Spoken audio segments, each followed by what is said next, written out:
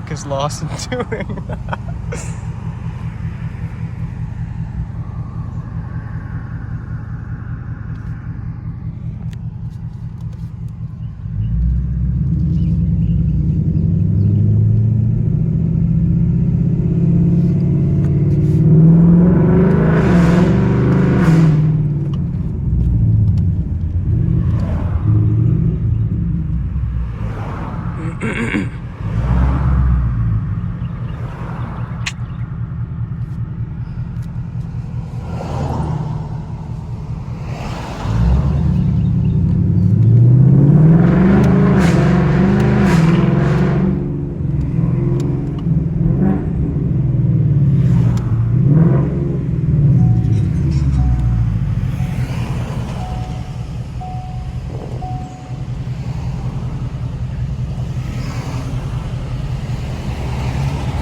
This thing does not like to seem, or it does not, this thing seems like it does not like the paddle shifting downshifts.